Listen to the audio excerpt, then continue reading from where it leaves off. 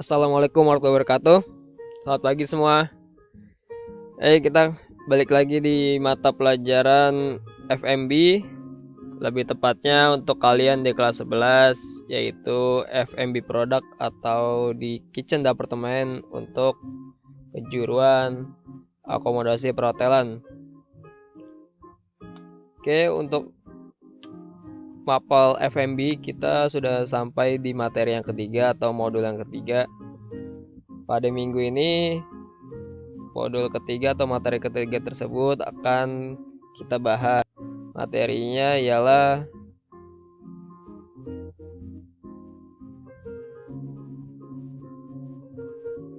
basic kitchen skill atau skill dasar yang dimiliki oleh seorang juru masak di dunia kuliner. Apa saja dan bagaimana skillnya kita akan bahas sedikit di sini, walaupun tidak terlalu dalam. Sampai ke intinya, untuk permukaannya saja kita akan bahas ya.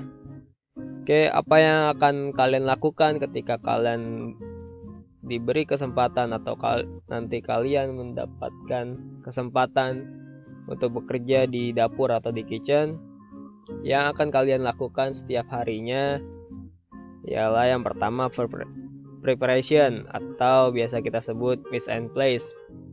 Sebuah kegiatan rangkaian yang dilakukan sebelum production atau produksi. Lalu yang ketiga ialah presentasi atau yang biasa kita sebut plating.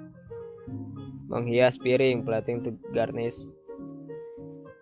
Kita fokus ke mise en place-nya ya.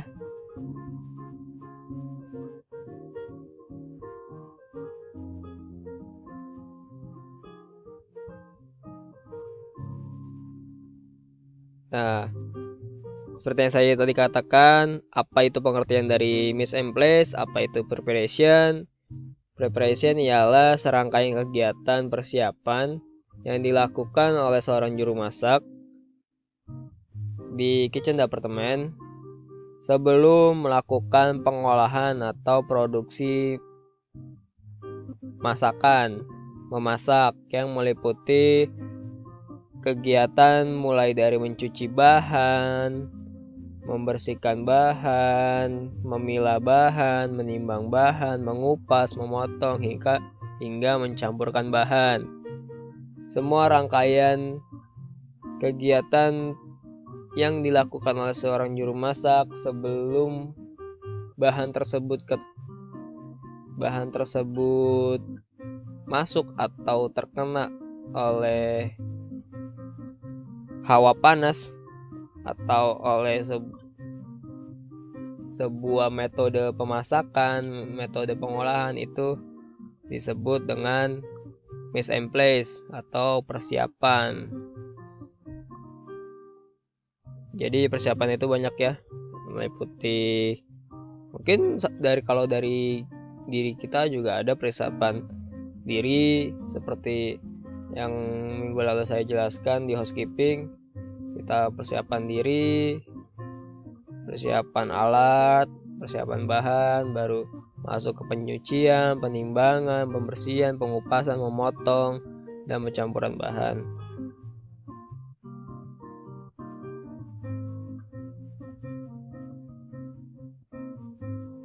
Nah, dalam preparation atau dalam mise en place ada 3 teknik yang digunakan oleh seorang juru masak dalam melakukan kegiatan mise en place.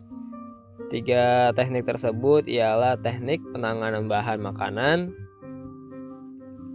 Ini akan kita lewati karena kita tidak fokus interestnya ke situ.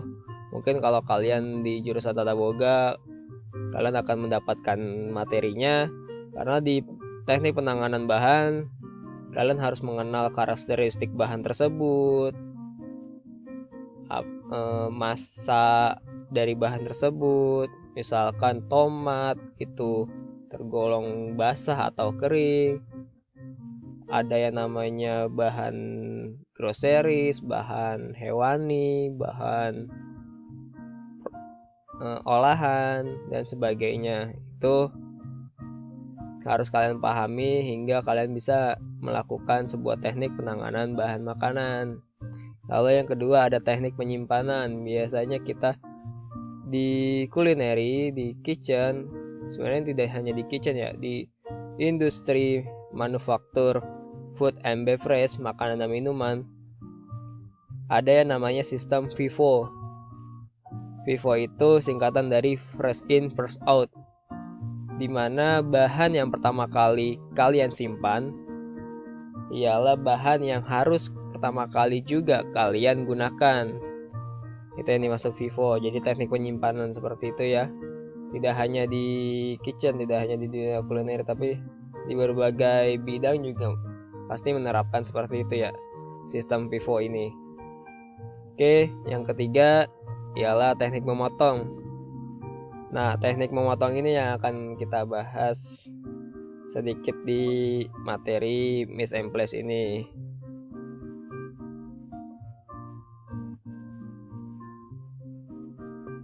Nah, seperti kalian ketahui, mungkin di awal-awal pertemuan kita saya udah memberikan materi tentang jenis-jenis potongan ya. Tapi untuk teknik memotongnya sendiri itu ada 3 dasar teknik memotong dalam dunia kulineri, dunia tata boga, dunia F&B. Yang pertama adalah teknik mengiris atau menslice. Ialah teknik memotong secara beraturan dan satu arah dengan ritme tertentu pada bahan makanan pada saat preparation. Jadi entah itu kalian mengirisnya secara diagonal, memanjang, lurus, dengan satu arah, itu disebut mengiris. Sedangkan yang kedua ialah teknik mencincang atau mencop. Mencop di sini artinya memotong secara tidak beraturan dengan ritme tertentu pada bahan makanan. Kalau mengiris itu secara beraturan dan searah, kalau mencincang itu tidak beraturan dan tidak harus searah, tapi dengan ritme juga yang tertentu. Semakin cepat berarti semakin halus cincangan yang akan kalian buat. Lalu yang terakhir, yang ketiga adalah teknik fillet atau mensasat. Teknik fillet di sini biasa digunakan untuk memisahkan daging antara tulang dan daging dengan kulit. Itu disebut teknik mensasat atau fillet. Intinya teknik ini dilakukan secara perlahan, hati-hati hingga mendetail pada bahan makanan tersebut. Dan 3 basic memotong ini yang paling sering akan digunakan atau kalian temui ketika kalian belajar di kitchen department. Kalau cara teknik memegang pisau di awal pertemuan kita di mata pelajaran F&B sudah saya pernah bahas bagaimana cara memegang pisau, bagaimana cara teknik memotongnya, hingga dapat melindungi tangan kalian untuk ketiganya ketika melakukan sebuah pemotongan bahan makanan. Mungkin bisa kalian buka lagi, kalian review lagi untuk materi tersebut. Semoga sudah kalian download ya.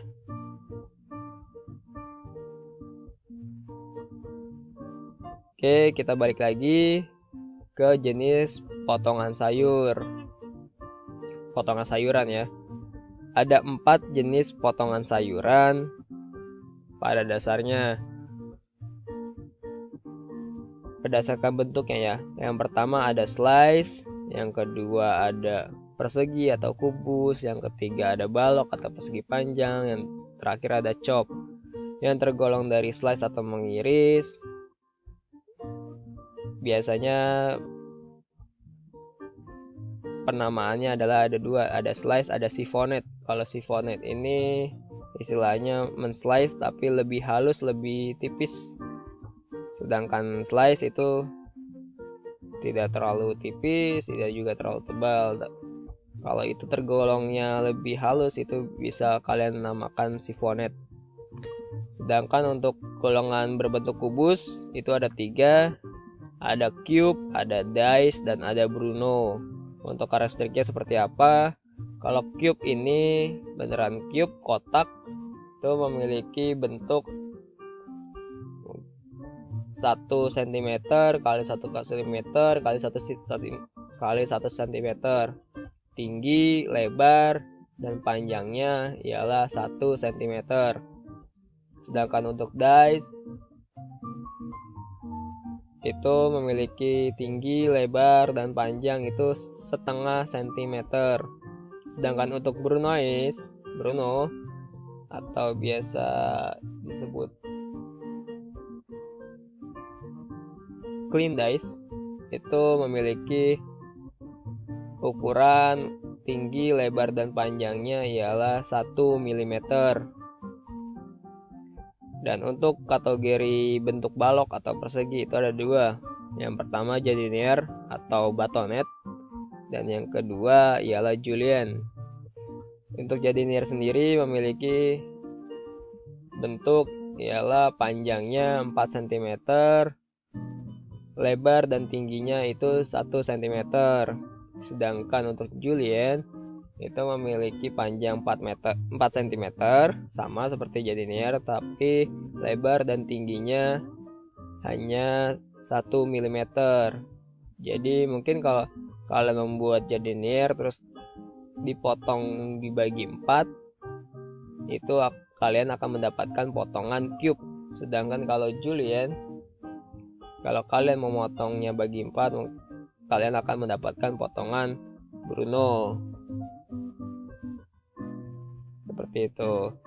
Lalu yang terakhir ada kategori chop atau mencincang. Untuk mencincang ini ada 2 penamaannya. Yang pertama chop, dan yang keduanya adalah mace atau clean chop. Benar jawabannya ketika kalian menjawab PTS tentang apa perbedaan chop dan mace. Chop ini lebih kasar daripada mace, sedangkan mace itu istilahnya mencincang halus, clean chop. Jadi ya tadi seperti yang saya bilang, ketika menggunakan teknik mencincang, ketika ritmenya kalian tambah cepat, tambah speednya, maka kalian akan mendapatkan hasil yang lebih halus, seperti kalian ingin mendapatkan potongan mace ini. Jadi chopnya tidak beraturan, tapi dengan speed atau kecepatan yang lebih tinggi dibandingkan dengan potongan jika kalian ingin mendapatkan potongan chop. Seperti itu, bisa dipahami ya untuk jenis-jenis potongan sayur. Adapun jenis potongan pada hewani atau pada protein seperti ikan, daging, serta ayam, terutama untuk ikan ya, ikan banyak penamaannya walaupun tidak familiar di telinga kita. Itu ada penamaannya. Mungkin bisa kalian searching untuk potongan dari kategori ikan, enggak kategori seafood ya, kategori ikan, bentuk potongan untuk ikan. Ini akan menjadi tugas pada minggu ini untuk materi Miss and Place. Jadi mohon kalian bikin dalam bentuk esai PDF, lalu kirimkan ke saya apa yang kalian sudah searching, apa yang kalian temui di Google tentang jenis-jenis potongan pada ikan. Oke, namanya ada fillet, ada gordo, dan seterusnya. Itu bisa kalian cari sendiri ya, dan pastikan ada definisinya ya, ada keterangannya ya. Jangan cuma nama-namanya doang. Oke, itu tugas untuk minggu ini. Dari saya untuk materi pada minggu ini, untuk materi yang ketiga saya cukupkan. Terima kasih buat kalian yang sudah menonton video ini. Akhir kata saya ucapkan terima kasih. Wassalamualaikum warahmatullahi wabarakatuh.